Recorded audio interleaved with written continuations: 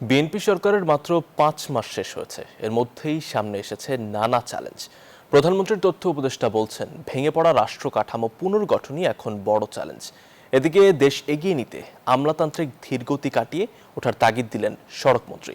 Shahnaz ইয়াসমিনের report. সরকার গঠনের পর 18 ফেব্রুয়ারি সচিবালয় অফিস দিয়ে যাত্রা শুরু করেন প্রধানমন্ত্রী তারেক রহমান। এরপর থেকে সকাল 9টার আগেই অফিসে উপস্থিত হন তিনি। প্রশ্ন হলো, মন্ত্রী এবং প্রশাসনিক কর্মকর্তারা প্রধানমন্ত্রীর সাথে কতটা তাল মেলাতে পারছেন। প্রধানমন্ত্রীর তথ্য উপদেষ্টা বলেন, দীর্ঘদিন পর গণতান্ত্রিক সরকার দায়িত্ব নেয় মানুষের প্রত্যাশা অনেক। যেহেতু মানুষ একটা বড় ম্যান্ডেট দিয়েছে এই সরকারকে, সো তার এক্সপেকটেশন অনেক বেশি। আমরা জনগণকে আরেকটু ধৈর্য ধরতে অনুরোধ করব। 3 মন্ত্রণালয়ের দায়িত্বপ্রাপ্ত মন্ত্রী শেখ রবিউল আলম বলেন, দেশ এগিয়ে নিতে প্রশাসনিক সংস্কার জরুরি। ধীর গতিতে র্যাপিডলি জনগণের প্রত্যাশা পূরণ করে একটা সরকারকে ফাংশন করানো বেশ চ্যালেঞ্জিং।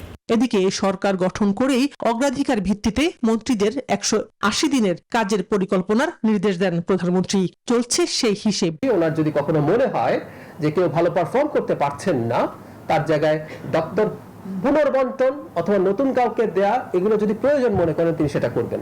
একটি সরকারের সফলতা বা ব্যর্থতা বিশ্লেষণ করতে 5 মাস যথেষ্ট নয়, মত বিশ্লেষকদের।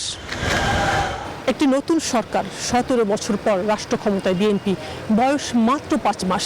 এরই মধ্যে রাজনৈতিক, অর্থনৈতিক, কূটনৈতিক, প্রশাসনিক সহ নানা চ্যালেঞ্জের মুখোমুখি। সরকার প্রধানের ঐকান্তিক নিষ্ঠায় এগুলো উতরে ওঠার চেষ্টা দৃশ্যমান। প্রয়োজন পুরো মন্ত্রিসভার সততা, দক্ষতা, পরিশ্রম এবং নিষ্ঠা। একটি সরকারকে সফল হতে হলে সর্বোচ্চ প্রয়োজন প্রশাসনের সহযোগিতা। সবকিছু উতরে উঠে এই সরকার কতটা সফল হবে তা দেখার জন্য আরো অপেক্ষা করতে হবে দেশের মানুষকে। শাহনাজ ইয়াসমিন, নিউজ 24, ঢাকা।